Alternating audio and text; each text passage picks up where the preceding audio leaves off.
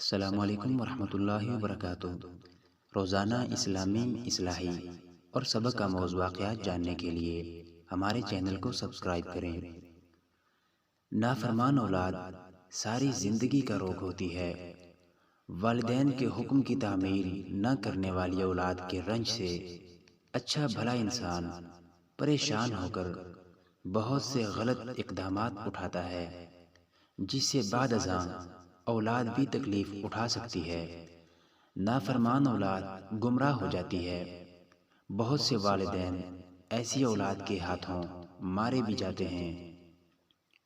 وہ جرائم میں ملوث ہو جاتی ہے اور نشے بھی کرتی ہے، تو ان کی وجہ سے انہیں عدالتوں میں خوار ہونا پڑتا ہے۔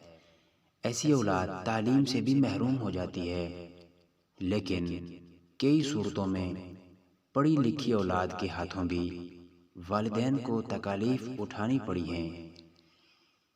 یہ کتنی ظلم اور شرم کی بات ہے کہ وہ والدین جنہوں نے پال پوس کر اپنے منہ کا لقمہ اولاد کے منہ میں ڈال کر اسے پالا ہوتا ہے، وہی ان کے بڑھاپے کا سہارا نہیں بن پاتی۔ والدین کو چاہیے کہ وہ خود ایسے حالات پیدا نہ ہونے دیں۔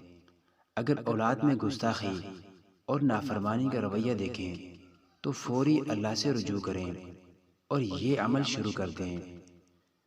بعد از نماز عشاء اول و آخر درود شریف اس میں ربی یا نافع 4100 بار 21 دن تک پڑھیں اور اللہ کے حضور اس کے راہ راست پر آنے کی دعا کریں۔ انشاءاللہ بگڑے ہوئے بچوں کی اصلاح ہوگی۔ نوٹ: اسلامی وظائف کا 100% نتیجہ حاصل کرنے کے لیے 5 وقت کی فرض نمازوں کی پابندی ضروری ہے۔